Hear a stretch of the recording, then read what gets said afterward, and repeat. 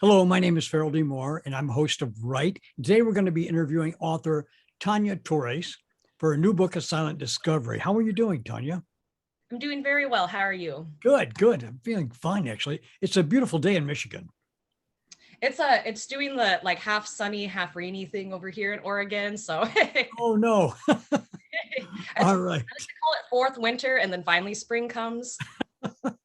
Well, all right. We're going to talk about your book today, which will be due out in the fall. We're going to give the audience a preview of your book, right? Explain the main characters in your story. Who are So they, and what are their secret desires, and anything else you can tell us about it? so the main character is our mute princess Amadeus, and she secretly desires to just be free and have adventures. Like she's always reading books about people going on adventures. So even though this is a romance story, she kind of just wants to have an adventure. That's like in her mind what she wants. And then Okay. her sisters, Penelope and Margot, kind of follow suit, and they don't necessarily want to live like royals and kind of just want to be young women. And Cade, our warlord, I think he wants to be seen as a person and not just a mercenary. I think that even though he has a lot of status, he doesn't really feel like people see him for who he is. Right, right. What's your feeling for Amadeus? Does her impediment help her or hurt her? Or is it all in her mind, right? I think a lot of it is all in her mind because so she thinks that, it's burdensome because of the way her mother treats her.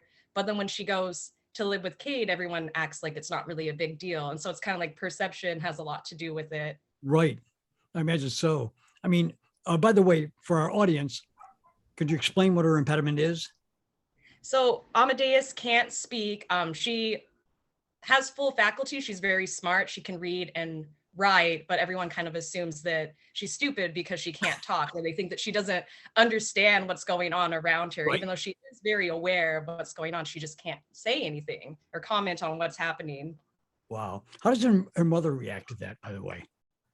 The mother is a full-blown narcissist and kind of acts like Amadeus's affliction is Right. worse for her than it is for the person living with it. Ooh, that's bad. All right. Um, Yeah. you have a peculiar statement about your princess in the opening of your novel where she says, I often spend my time pretending I don't exist. Explain for our viewers what that means to Amadeus. So I think anyone who has been bullied or maybe feels really self-conscious understands the feeling I'm trying to convey, almost like when people's perception being looked at, like knowing that people are noticing you, it can be so overwhelming you would rather just be invisible. Oh, wow. That's quite a burdensome feeling for her, right? Yes. Yeah, I imagine it would be. I mean, if you can't speak, you can't share your feelings with anyone because Yeah, there's if you can't not like that speak, connection. what's that? Yeah, like feeling like there's no connection, like an Well, right, right. isolated feeling. Well, right. That's kind of what I thought too, right? Is it a custom in your world, in your created world, to marry off the oldest daughter before the younger? And Amadeus is the oldest daughter, right?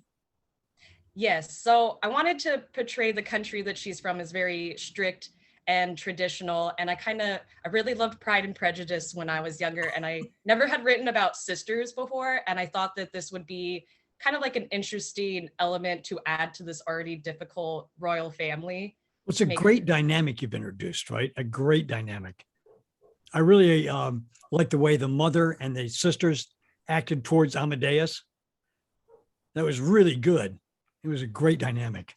Yeah. So I know that like in families with narcissists, there's usually the withdrawn sibling, which is Amadeus. There is the neutral sibling, which I would say is Penelope, who tries to kind of go back and forth between the sisters and the mom and get along with Right, everyone. right, And Margot, I would say, portrays herself as the needy sibling, kind of like sticking to the mother's side, but is not actually on the mother's side, but uses it to gain sort of like a status in her mind. right, right. Now, why is the mother having such a difficult time in marrying the oldest daughter off? Why is she having problems marrying off Amadeus? So because Amadeus is mute, I assumed a lot of the suitors would be either put off by her affliction or they would fetishize it, and that would make Amadeus really uncomfortable. And you can tell that she's obviously uncomfortable by some of the things that the men say to her. Right? I guess so. Honestly, it would be really awkward not be able to speak and not be able to communicate to people, to the men folk that Yeah, she's and like she introduced kind of to just and has to marry stand off. there. Yeah, I mean, honestly, normally conversation is a big part of the courting process, but she's kind of left out in the cold in that regard, isn't she? Yes, and then there are the men that like it too much that she can't talk, and she's like, "Oh no, I don't like this." Yeah, I think that'd be worse, actually. All right, I Yes. find the mother's reaction to your central characters, freckles on her face, as being repulsive. Saying they make her look dirty seems unnecessarily cruel. Is the mother unhinged? Does she have all her faculties, or is she just casually cruel, or something else entirely? And does she really find her condition contagious? It's So a lot of because questions all at once, I yeah, understand. Answer them so one at a because time. yeah, because Catherine is a narcissist, I kind of like and assume that because the other daughters all look like her, she kind of favors them. And because Amadeus is like the black sheep of the family, she can't speak. She has red curly hair, she has freckles, she Right? doesn't look like the other one. She can kind of like separate Amadeus from herself. Oh, that's right. She does actually. But she says that the freckles on her face is repulsive. I find that odd. I mean, is she unnecessarily cruel, or is she? I think so. I think that because in my mind, I saw Amadeus as very, very pretty, but I wanted it to Me be too. something that mother would kind of make her feel self-conscious about. Like there's actually nothing wrong with having freckles, but if someone tells you all the time that you look dirty, you're like, maybe I do look dirty. Well, yeah, freckles don't necessarily make a person feel dirty. Um, does she really find her condition contagious? Because that seems really a stretch for me, right? The mother totally seems unhinged, right? She's got Yes, she's it's got these all the mood unhinged swings. narcissist. Yeah, she's got mood swings goes to the extreme of being kind and at the same time cutting Amadeus with these repulsive kind of comments that she makes, right? Yes, I don't think like in her mind, I think that she knows that Amadeus's muteness can't be passed on, but likes to make a show of like humiliating her and being like, stay away from your little sister. She's going to get it. Just That's really right. try to find a way to like lower her confidence because that's what narcissists like to do. They want to lower the confidence of other people. They use other people to attain goals. They want constant adoration. So it's almost like the more mean Catherine is to Amadeus, the more Right. Amadeus wants her to like her. Now that brings up an interesting question. What do you mean by a narcissist? The narcissistic behavior. That Catherine is just can't she feels like she can do no wrong, that she's just the best parent, but she also has like very low self-esteem and feels very sad herself. And so instead of trying to find healthy ways of coping with like maybe like the dad being gone and her raising these daughters by herself, she just lashes out at the maids and her daughters and just kind of anyone who gets in her way. She just finds it easy to just attack them verbally. Wow. That's kind of deep, actually. But it makes sense, though. I mean, Catherine does seem like that kind of a person, right? Now, in the book, you say that the last night is approaching. His horse is black and white with speckles across his back. The armor of the knight's wear is high grade metal. It gleams as the rays of the sun touch it. To my surprise, the knight stops for a moment to look at me. The stallion rears up and the knight kicks him in the sides. I give him a small wave.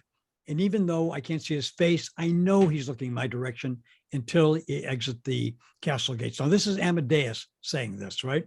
But this scene is tremendously poignant to me, right? And reveals something of her inward view of herself. What is actually she hoping for? What exactly does she feel is going on? What is the dynamic between her and the knight? Is he representative of something different? I think that she's kind of looking for someone to take her away from the situation. And maybe she doesn't really want it to be that night, but she sees them come and go. She reads about stories about women that have all this power over men and just like men that fall in love with like these beautiful princesses. And she's kind of like wonders like, what would it be like to have that kind of power? But she doesn't realize that she kind of does in her own way. That's an interesting thought, actually. Um, I never thought of that actually that way because that's true, right? But is that knight Cade or not? That one is not Cade, but he does show up in parts in the beginning, and you don't really. I feel like it's hard to tell if it's him until you read the book all the way through, and then it's kind of easier to spot Right. which was him and which one was it. It is. It is. It's you know, her fascination with knights is kind of different because they're masked. You know, they have the head. Do they have the headsets down? They cover their face. Yeah, I imagined it being like this, like that she doesn't really see their faces all the time. Like they are Yeah, always fully covered when they're coming and going. right. That's what I thought was interesting. She doesn't really see them, but she imagines something about them. Yeah, like are they handsome? Do they look like this? Like do they have a Right, kind face? Like she, I don't know, I guess like kind of because none of the suitors obviously strike any chord in her, she kind of like fantasizes about what kind of man would be interesting to her. right. I think so too. Right. All right. The way Amadeus reacts to this statement. Not only is my mother open about the fact that she loathes my condition, but she also parades around her resentment that I wasn't a boy by giving me a man's name. I never thought of Amadeus as a man's name, but I guess it is, right? And it's kind of interesting. Is the mother really that demented, or is Amadeus just imagining it?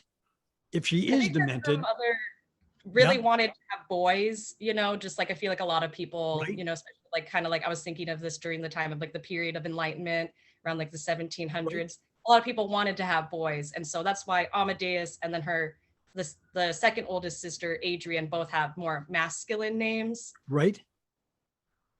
I guess so, right? I mean, but Like it's very subtle. I feel like it's a very subtle jab at like, oh, you weren't yeah, born. I think her mother is slightly demented. Her character takes on a whole new dimension to me. So I have to ask, Definitely does very her, disturbed. yeah, does her mother have a split personality?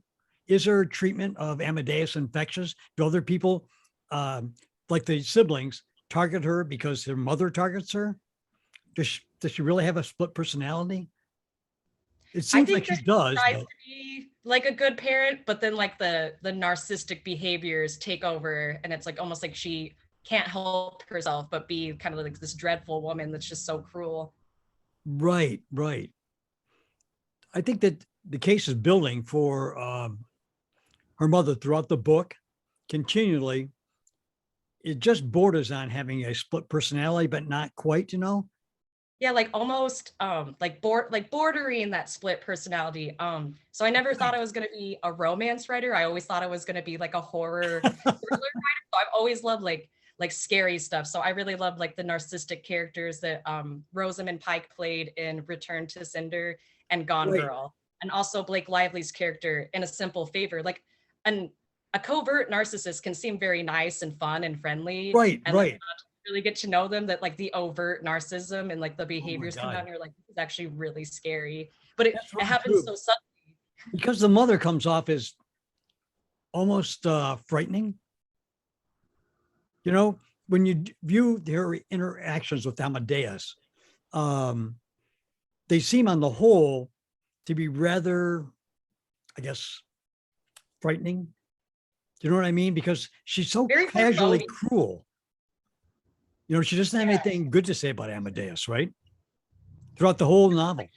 no, she doesn't say anything nice about her. She'll like act like, like dresses her up and it's like, oh, here's my beautiful daughter, but then she's like, Right. don't this up.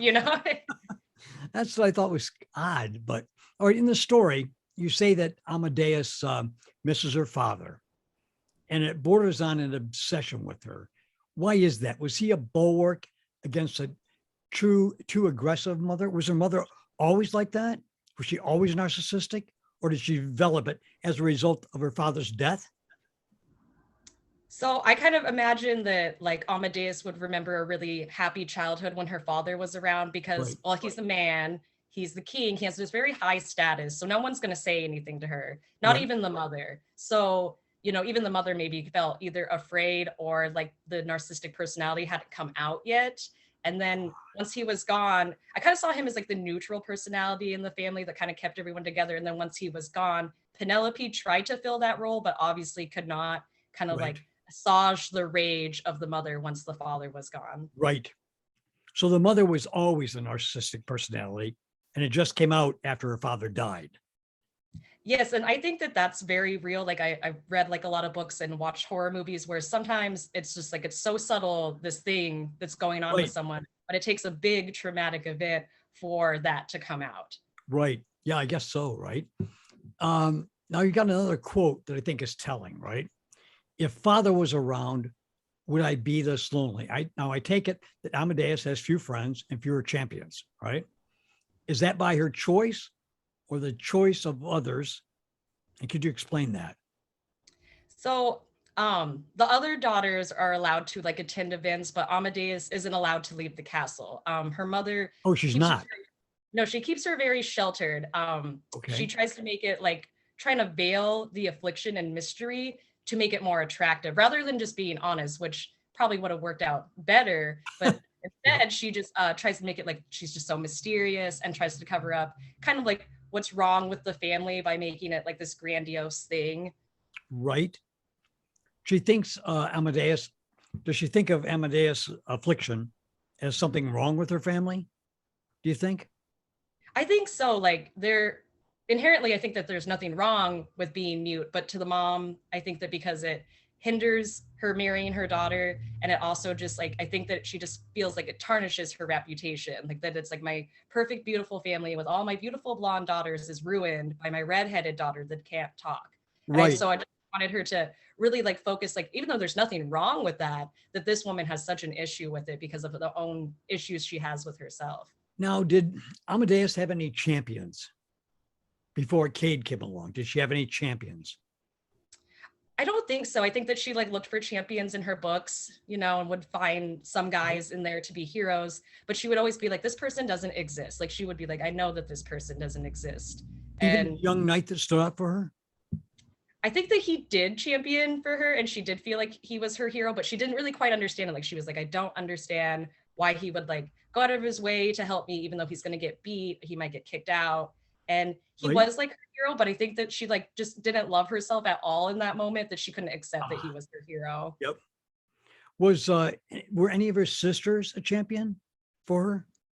I think Penelope really tried to root for her as long as she could, as long as she was around. Yeah. She unfortunately dies in the book, right? Yes, more tragic things for the mute princess. Her favorite and closest sister dies. And she's also, it also kind of brings more problems for the family since Penelope was the new neutral peacemaker in the family. And without her, Adrian isn't going to take that role. Adrian is like the flying monkey that kind of likes to add to the drama, you know, and reports back to the mom, Yep. like all the things the other sisters are doing. She's like that Yep. personality. And Margot is just so young and naive and kind of like caught up in her own thing. Right. Right. Now you make a very exposing point for Amadeus's inner feelings when you have her say, how's it go? My favorite stories involve men competing for a kiss. There is something wild and romantic about it. Do these feelings occupy a central point in Amadeus, or are they a defense against her mother that she cherishes in secret? Or does she actually yearn for men to compete for her kisses? Or is that only because the unsuitable suitors her mother brings her? Do you think her mother is doing this deliberately? So we can answer those. The first question is, do these feelings occupy a central point in Amadeus's personality? I think she thinks about like affection all the time. And to her, Right? this is such a like big gesture of affection. Like, I don't think that she really wants necessarily a man to like come fight for her kiss, but she revels in the idea that a man could be so thoughtful and long to Right? be with so badly that he would go through violent acts. Like, she just can't really fathom with like all the kind of horrible suitors and lowly knights that she deals with, like someone being that honorable. All right. Are they a defense against her mother that she cherishes in secret I in think any so. I way? think that anyone who's kind of like bullied all the time finds something that sort of, even though it's like imagined, it makes them feel whole or it makes them feel better, it makes them feel hopeful. Right? Yeah. Now, my last question about this is do you think her mother is doing this deliberately, making her unattainable? Does she choose suitors that Amadeus will find easy to reject so she can keep her trapped in this no one wants her? Ooh, I didn't even really think of like that. That could be like a low key thing going on in there. I just was, I guess when I wrote it, I was thinking that people today have so much prejudice against people that are disabled that a lot of the royals, even though they were like low ranking countrymen, that they would still think that they were better than Amadeus. That's an interesting dynamic also. But I think But her I do like the mother, idea that the mother is so sick that she's like, I'm going to get unsuitable suitors, right? but also I'm going to be upset with my daughter for rejecting them. I'm like, ooh, I mean, Catherine is very, Yes, very cruel. very wicked. She comes across very easily as the wicked stepmother type, although she's not the stepmother, but she comes across as that, right? Yes, I wanted it to be like, so I feel like in a lot of fairy tales, they're always like the wicked stepmom or the bad Yes, stepdad. But I wanted to portray that I'm like, real families are scary too. real families are quite scary, right? Yeah. Now, as someone who had a feeling for horror and thrillers and suspense, I found it remarkable that you wrote such a fascinating book in romance. Because to tell you the truth, I don't actually like romance stories, but I Me love. neither. I know I loved your book though. It was Oh, well, thank great. you. It was Yeah, it's great, funny. I really didn't think I'd ever be a romance writer because I usually tend to write kind of like on the darker side of weird, really right? like creepy, kind of like uncomfortable. Like I don't know. When I first started writing, I felt like I was writing like fake Stephen King stuff, but somehow along the lines, I realized when I was reading like I think my third or fourth book to my boyfriend, he is like, so they're all different, but he's like, they're all romance stories. And I was like, I don't really think I'm the romance lady though. And then like, I wrote a few more and I was like, okay, I guess I am. Well, it's a fascinating book that even men can enjoy it. I I don't did, know yeah, what it I is had to about test your that one on characters, some guy friends. right? I don't know what it is about your characters, but honestly, they're very easy to identify with for a man, and I imagine a woman, because that group dynamic you've got going there is really realistic and cutting edge at the same time. I Because I wanted to think, make something like modern, kind of like right, fantastic in a way, because it's like, okay, there's a lot of like sociopic, narcissistic, messed up families, but I never really had seen that like in a fantasy novel. right. Yes. I haven't So either. So I wanted to kind of like implement something that is real that we do deal with, but also like add like this kind of like speculative twist to it. That's what I like to do is take real life, but make it magical, but it's still Right. real. Well, I think you succeeded excellently because you really made a good book that everyone can enjoy. And I can't wait to produce it. It'll be out in September or October. And it's really great. Do you mind if I interview you again about this book? Oh no, of course. I'm always willing to interview with you. All right. Well, that'd be good, right? So, anyway, her book is called A Silent Discovery. And it's author Tawny Torres I'm talking to today. And Tanya, goodbye till next time, right? Till next time. Bye.